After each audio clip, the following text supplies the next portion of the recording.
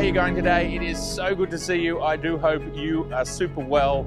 And we are coming to you live from the glorious and beautiful, rugged southern coast of Victoria. We are near Barwon Heads with the Sirui Aurora 85 1.4. I've coupled this amazing lens with the Z5 II. We'll also get some images from the Z8. This video is a first look video. I want to spend some time looking at these images in PhotoLab's 8.5, just recently updated with even better AI noise reduction performance. Unbelievable. It's absolutely worth taking a look at for this level of noise reduction being built into a piece of software which you do not have to pay a subscription for. Let's talk about the intended use case for a lens like an 85 1.4. Traditionally, people will immediately think of portraiture. From my perspective, a lens like this can be used for all sorts of things. Cityscapes, landscapes, seascapes as we have here, still life, yes, portraiture, and so much more. Of course, you could use it for something like a wedding. And what I want to show in this video is that you can use it for all of these different use cases.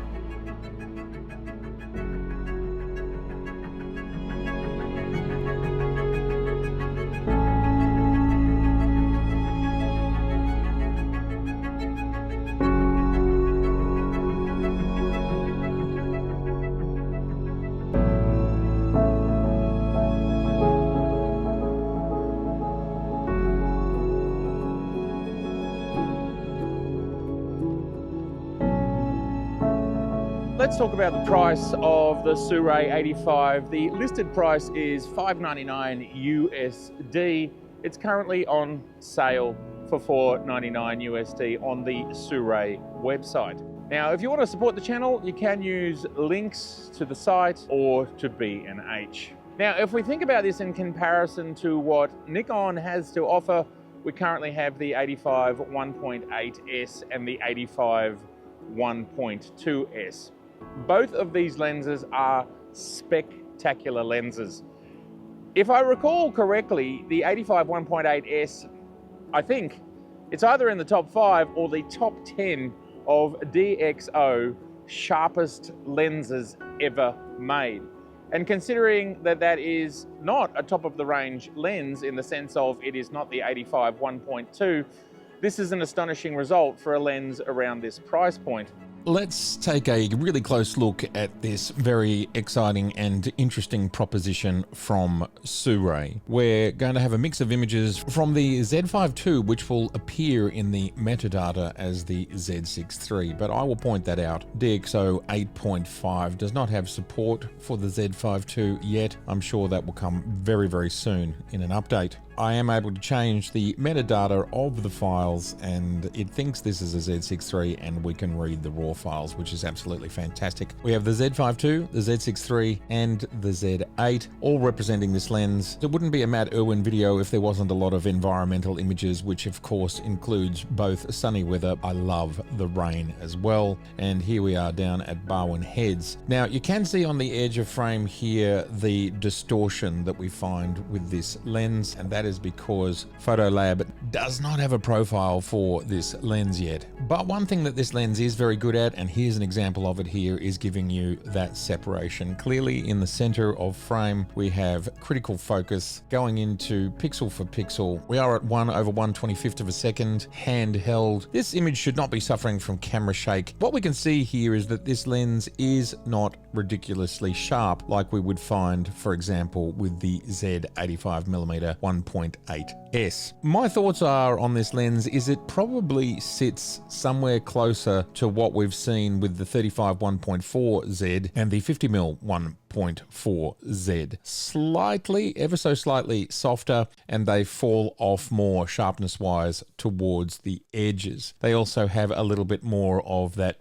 traditional sort of F mount and, well, DSLR mount sort of vibe. It sits somewhere, I would say, around what we're seeing with the Z 1.4 lenses, somewhere between those and the higher end 1.8S primes. This can be impacted by changing things like fine contrast, and I think this lens would benefit from a smidge more contrast. That's something we do see in modern lenses, and that also can be impacted by micro contrast. This is two things that PhotoLab is so good at, and it does impact the outcomes. Background bokeh is very creamy, very smooth, and I think images from this lens are extraordinarily painterly. And if you're looking for that sort of look, this lens does it in spades. And of course, we are still getting that absolutely obvious short depth of field. The macro shooting distance, it is only 0.85 of a meter or 85 centimeters. That's quite a long way away. This is me sitting right on the edge of minimum focus, and I would have just liked that to have been a smidge more in order to make that ratio more than the current 1 to approximately 8.5. It would perhaps make this lens more expensive and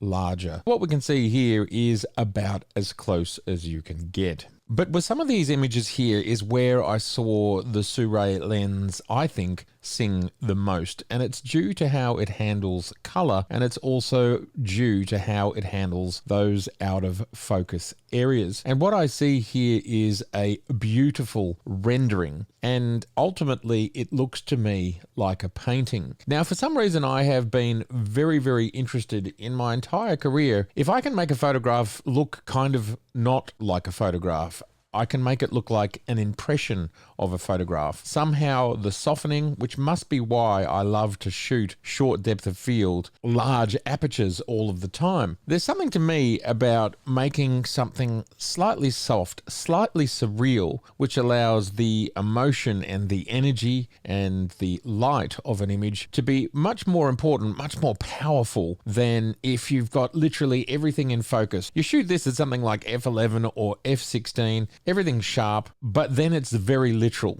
It's literal, and I think it changes the storytelling and the mood of the image. We look at an image like this, we don't need everything to be in focus to know exactly what's going on. We know what the ocean is, we can see what the clouds are doing, we know what the sand dunes are, we can see the sea spray, and this allows the viewer to make their own interpretation of an image like this. Now I'm just bringing up the micro contrast here a little bit, and what you can see is it brings up the clouds, it brings up the textures of the rock. Even so, in both cases they're out of focus. But what's interesting here is, and remember we are shooting at 24 megapixels, this is pixel for pixel right here, the center of the frame. It is sharp enough, but I definitely think this lens, as you move away from the center, it does fall off. Not that we're seeing it here, not that we really can see it here in this example. I actually love, in this scenario, that this is soft. I want the foreground and the background and the haze to be soft anyway, so it's actually assisting me in this particular case. I do think these images will be very interesting in black and white. So what we'll do is make a copy of this image, create a virtual copy, and then we simply, through different presets, and we also can adjust through various different film looks. One of the films that I used to use the most in the past was Ilford FP4, and I have to say this is a really authentic rendering. Now, depending on how you want that to look, we can bring down the highlights a little bit, bring down the contrast. There is so much fine grain control possible here in DxO for mixing and matching, and as we can see, just creating some pretty authentic black and white looks. There is not endless permutations, but there are definitely tens of thousands, if not hundreds of thousands of options available. Here is that same look. I just think that looks tremendous in black and white. It also looks tremendous in color. It's always an interesting image that can go either way. I have found the majority, but not all, of my best images work in color and in black and white. It would be interesting for you to look at your work and see whether they can do both. That to me says that your image comes from a place of great light, great framing, composition in general, perspective, contrast, and so on, and it's a strong image out of the gate. And some images don't actually need color to make them any better. For example, this one may or may not be even better in black and white. We do have such an enormous capacity with DxO here to just change the way these black and white files are looking to get it to the point where you really want it to be. And to me, that's a very powerful image that works equally either way. Please let me know in the comments below. What do you think? Color or black and white? It's interesting, isn't it? Now, this image is here because the lens and the Z5 II had absolutely no problem tracking these birds. I don't need it to be any sharper, and if I want to make, for example, these two people here sharper, then I can do a local adjustment here. We get a little brush. We can just put that basically there and increase these attributes so we can bring up the contrast just literally in that area. Now, I've done just a really quick job there, but if you really want something to have that extra punch, something in your frame, then that's one way that you can do it. Again, to reiterate, it's sharp. It's not super sharp. It just depends on the sort of look that you are after. And let's keep in mind that I haven't added any sharpening to these images. For example, we can use a little bit of the unsharp mask. There it is going crazy just to show what it's doing. But we can, if we want, bring more intensity of sharpness into these images. It's interesting. And of course, there's limits of what's achievable with these tools, but that's the difference there.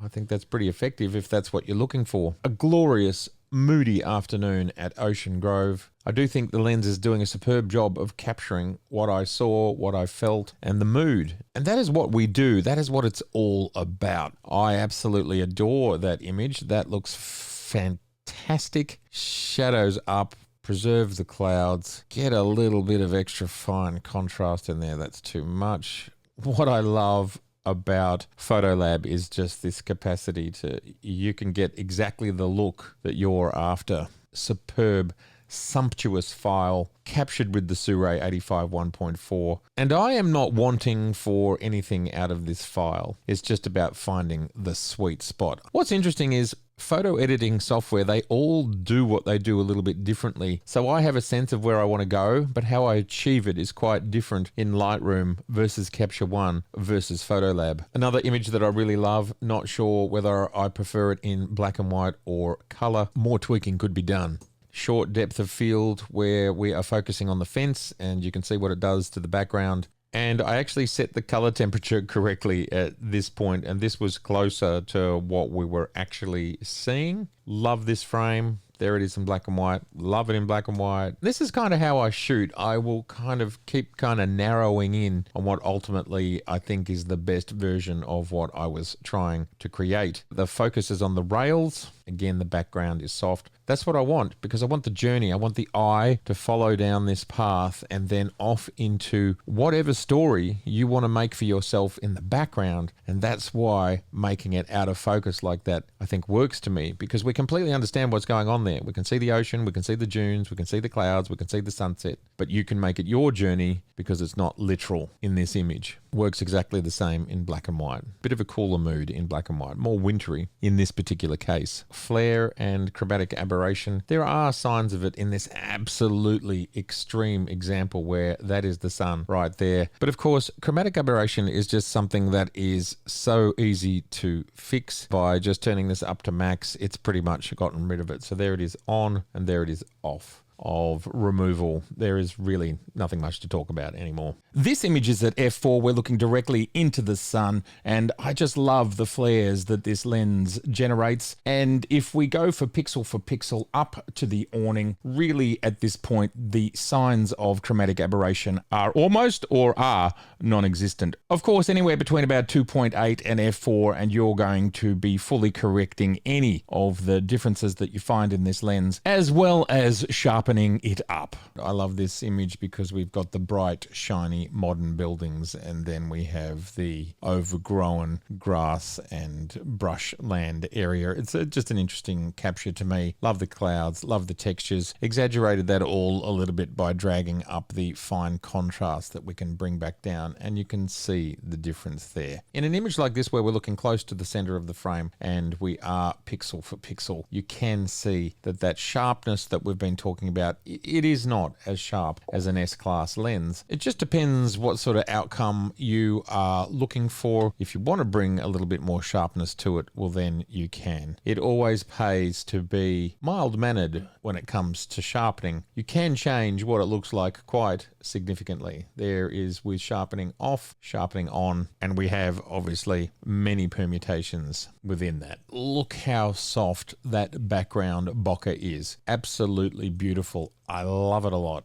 Now, this is for sharpness through the frame. We have shot at 1.4. If we go in pixel for pixel, again, it's looking pretty sharp. A little bit of fall off as we get towards the corners. It doesn't fall off much. Pixel for pixel, if you want to just make it that little tiny bit sharper. The thing is, S-class lenses, they look sort of similar to what we're looking at here now, straight out of the box. Fall off, sharpness, string is sharp, pixel for pixel, and look, I think that looks great. Obviously, this is a kind of almost one-dimensional object, so you can't get a great read on it, but I would be really happy with this sort of outcome at this sort of price point. Basically looks like a snake skin to me, and then here is how this is rendered when we are close up. 1/5000th of a second, Z6 III 1/4. We do see a small amount of green fringing here in the background on the light pole. Depending on what application you are in, this fringing can be removed. Very famous cinema in Melbourne's inner west, the Sun Cinema. Just love the way the sky and the way the render looks on this building. Just a lovely little frame and capture. Love that painterly background, so soft. I fully understand, I fully get what I'm looking at here. I just love the potential for drama and storytelling that comes out of this sort of background. We're using the high dynamic range capabilities of the Z6 III, bringing up the shadow areas. If we turn off what I've done here in regards to exposure, you can just see how I exposed for the highlights, but we have absolutely no problem bringing up the shadow areas to make it a more balanced image. Now, these few images here are just showing how the lens was keeping up tracking focus, absolutely no problem. This is with cyclists, and of course they are moving at high speed downhill. I'm not shooting a super fast frame rate, but this is the automatic tracking with the Z6 III. Great fall off in the background, and your portrait is as sharp as you need it to be. Just looking at our bokeh balls here, and as we can see towards the edges, they become a little bit more lemon shaped. I talk about this every time we talk about this.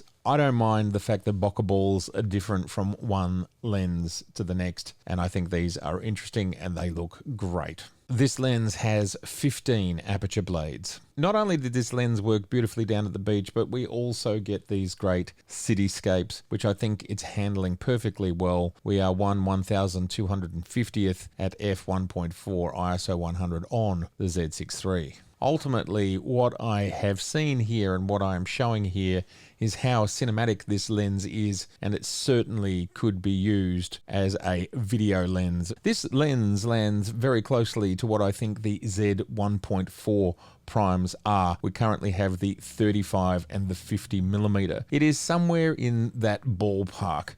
Is it maybe slightly closer to the S-class lenses? Maybe, maybe not. I think I would absolutely say it is closest to those Z 1.4s. And it's a matter of what you're looking across. There are so many different metrics that we can look at: focus, speed, corner, sharpness, softness, micro contrast, so on. What I can tell you is the focus throw is 360 degrees. The lens structure is 14 elements in 9 groups. And those 14 elements in 9 groups are made up of one spherical lens to reduce weight, control chromatic aberration and chromatic dispersion, 2 ED glass elements for excellent light transmission, and 3 HRI glass elements to reduce stray light and improve light transmittance. The lens is 8 centimeters long, or roughly 3.2 inches.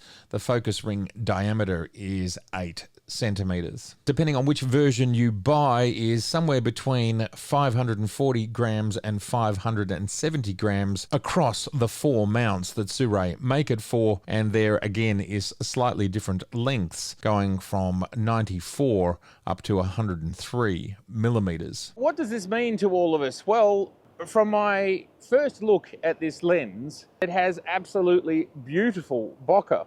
And it's what someone like me is looking for. I want to be able to shoot a lens wide open at 1.4, and then I want the background to be creamy. And Sirui have done an amazing job from that perspective when it comes to this lens. It's sharp, but again, it somehow has this creamy, this beautiful, soft bokeh. Now, this is something that we've talked about more recently with the 35mm 1.2S. It was something that some people didn't really seem to believe, maybe understand, I'm not sure. How is it that you can have both? That you can have a sharp lens, and the critical focus areas are sharp, and they're in focus, and yet the background, the bokeh areas, are just beautiful and creamy. Now, of course, this lens is not at that level. It's not at that pedigree. It's a 1.4, not a 1.2. And even so, that doesn't sound like a lot. That means a huge difference to how you have to manufacture a lens and what that front element here, what it looks like, but which, by the way, is a 67mm filter thread. Along with this being for Z mount, you can also get it for E mount, L mount, and X mount. And I think anybody that was interested in this type of lens would be in really good shape getting the Sirui, which leads me to talking about the build quality of this lens. I love it. It's got an aperture, which is clickable. You can probably hear it there. It's also declickable. You can turn it off with this switch here, completely silent.